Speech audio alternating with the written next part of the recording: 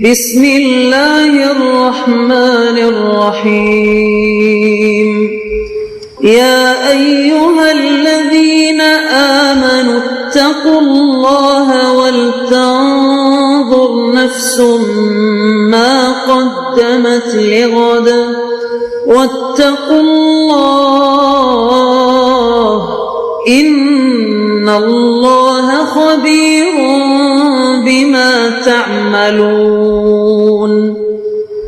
اے ایمان والو، اللہ سے ڈرتے رہو اور ہر شخص کو دیکھنا چاہیے کہ اس نے کل یعنی آخرت کے لیے کیا سامان بھیجا ہے، اور ہم پھر کہتے ہیں کہ اللہ سے ڈرتے رہو، بے شک اللہ تمہارے سب اعمال سے خبردار ہے۔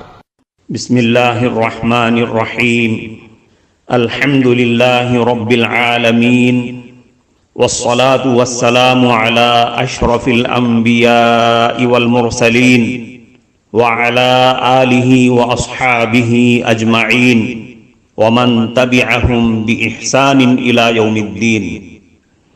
قابل صد احترام حضرات شائقین و شائقات سچا پیغام، السلام علیکم ورحمۃ اللہ وبرکاتہ۔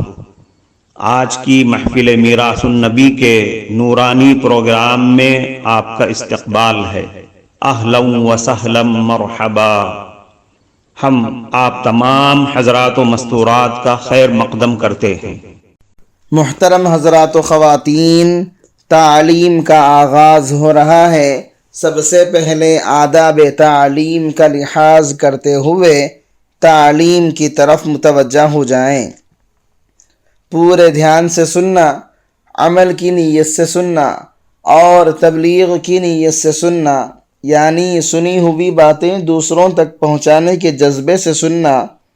چند خاص آداب تعلیم ہیں، امید ہے کہ آپ حضرات ان آداب کا ضرور خیال رکھیں گے۔ جزاکم اللہ۔ بسم اللہ الرحمن الرحیم۔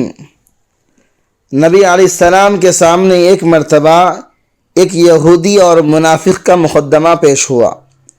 یہودی چونکہ حق پر تھا، لہذا نبی علیہ السلام نے اس کے حق میں فیصلہ فرما دیا۔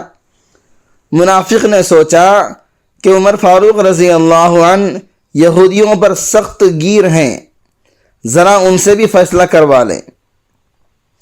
جب حضرت عمر فاروق رضی اللہ عنہ کو معلوم ہوا کہ نبی علیہ السلام پہلے فیصلہ دے چکے ہیں، یہ منافق اپنے حق میں فیصلہ کروانے کی نیت سے میرے پاس آیا ہے، آپ رضی اللہ عنہ اپنے گھر سے تلوار لے آئے اور منافق کی گردن اڑا دی۔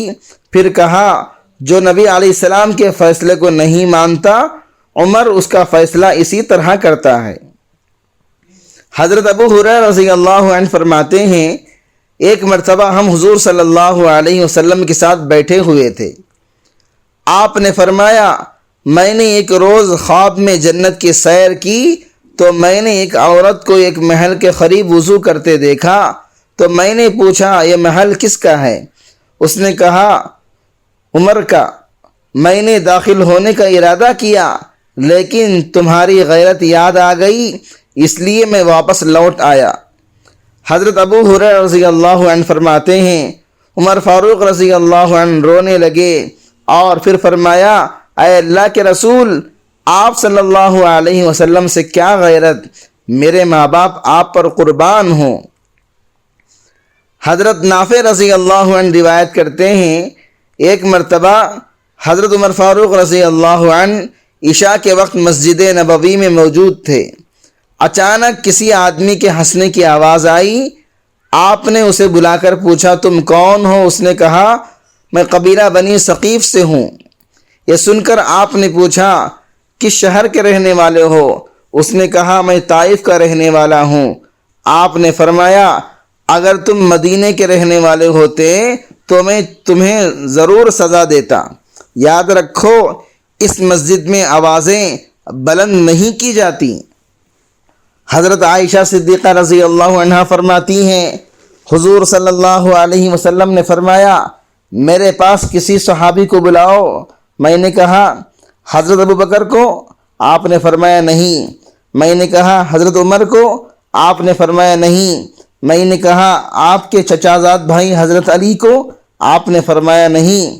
میں نے کہا حضرت عثمان غنی رضی اللہ عنہ کو؟ آپ نے فرمایا ہاں۔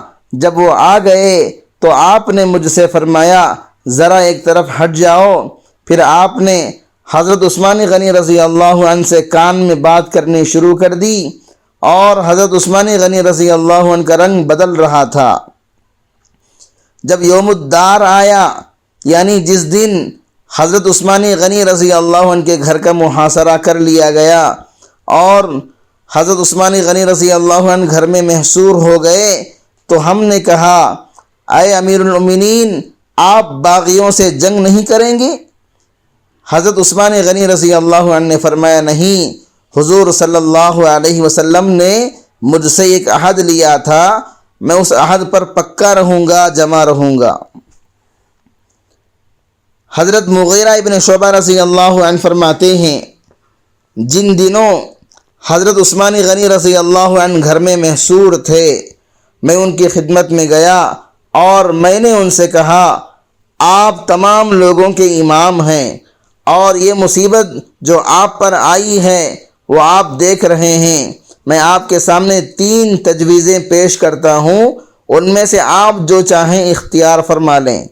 یا تو آپ گھر سے باہر آ کر ان باغیوں سے جنگ کریں، کیونکہ آپ کے ساتھ مسلمانوں کی بہت بڑی تعداد اور بہت زیادہ قوت ہے، پھر آپ حق پر بھی ہیں اور یہ باغی لوگ باطل پر ہیں، یا آپ اپنے اس گھر سے باہر نکلنے کے لیے پیچھے کی طرف ایک نیا دروازہ کھول لیں، کیونکہ پرانے دروازے پر تو یہ باغی لوگ بیٹھے ہیں، اور اس نئے دروازے سے چپکے سے باہر نکل کر اپنی سواری پر بیٹھ کر مکہ چلے جائیں، کیونکہ باغی لوگ مکہ میں آپ کا خون بہانا حلال نہیں سمجھیں گے۔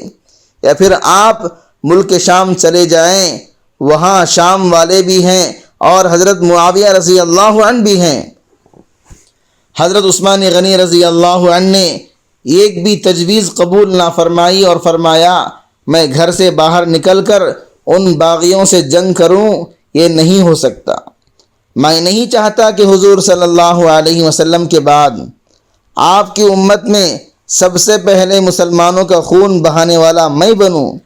باقی رہی یہ تجویز کہ میں مکہ چلا جاؤں اور وہاں یہ باغی میرا خون بہانا حلال نہیں سمجھیں گے، تو میں اسے بھی اختیار نہیں کر سکتا، کیونکہ میں نے حضور صلی اللہ علیہ وسلم کو فرماتے ہوئے سنا کہ قریش کا ایک آدمی مکہ میں بے دینی کے پھیلانے کا ذریعہ بنے گا، اس لیے اس پر ساری دنیا کا آدھا عذاب ہوگا۔ میں نہیں چاہتا کہ میں وہ آدمی بنوں۔ اور تیسری تجویز کہ میں ملک شام چلا جاؤں، وہاں شام والے بھی ہیں اور حضرت امیر معاویہ رضی اللہ عنہ بھی ہیں، سو میں اپنے دار ہجرت اور حضور صلی اللہ علیہ وسلم کے پڑوس کو ہرگز نہیں چھوڑ سکتا۔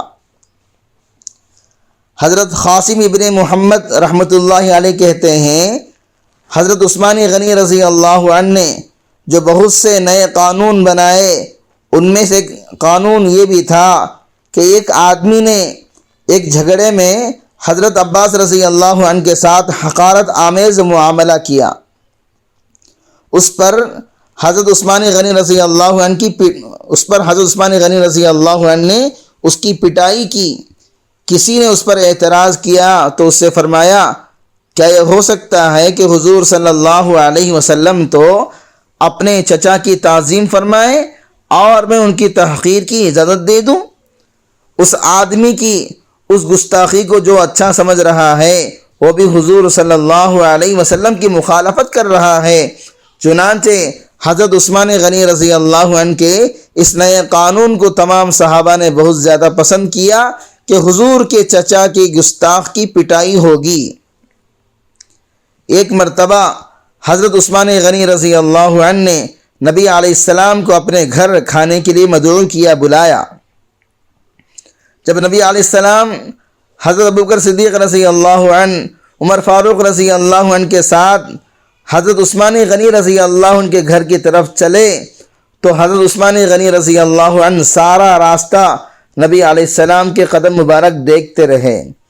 صحابہ کرام نے جب یہ بات نبی علیہ السلام کو بتلائی تو آپ نے حضرت عثمان غنی رضی اللہ عنہ سے اس کی وجہ دریافت فرمائی۔ عرض کیا، اے اللہ کے محبوب صلی اللہ علیہ وسلم، آج میرے گھر میں اتنی مقدس ہستی آئی ہے کہ میری خوشی کی انتہا نہیں۔ میں نے نیت کی تھی کہ آپ جتنے قدم اپنے گھر سے چل کر یہاں آئیں گے میں اتنے غلام اللہ کے راستے میں آزاد کر دوں گا۔ محترم ناظرین کرام، اس دینی اور ایمانی بیان کو سننے کے دوران ہی اس کو لائک کر دیجئے اور شیئر بھی کر دیجئے تاکہ دوسرے بھی اس سے فائدہ اٹھا سکیں۔ اللہ آپ کو جزائے خیر عطا فرمائے۔ حضرت عثمان غنی رضی اللہ عنہ کو حضور صلی اللہ علیہ وسلم سے بڑی محبت تھی۔ آپ صلی اللہ علیہ وسلم پر اپنا سب کچھ خرچ کرنے کو ہر وقت تیار رہتے تھے۔ آپ کی ادنا تکلیف کو دیکھ کر تڑپ جاتے۔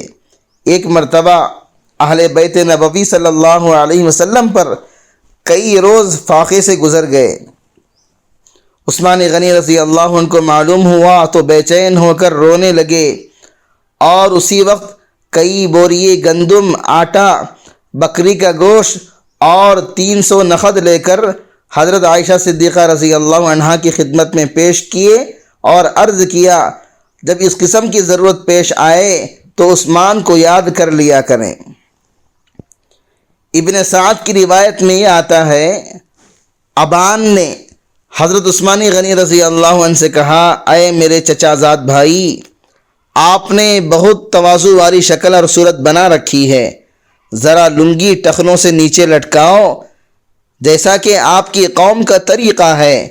عثمان غنی رضی اللہ عنہ نے فرمایا، نہیں، ہمارے حضرت اسی طرح آدھی پنڈلیوں تک لنگی باندھتے ہیں۔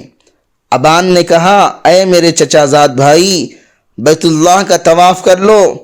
حضرت عثمان غنی رضی اللہ عنہ نے فرمایا، جب تک ہمارے حضرت کوئی کام نہ کر لیں اس وقت تک ہم وہ کام نہیں کرتے، ہم تو ان کے نقش قدم پر چلتے ہیں۔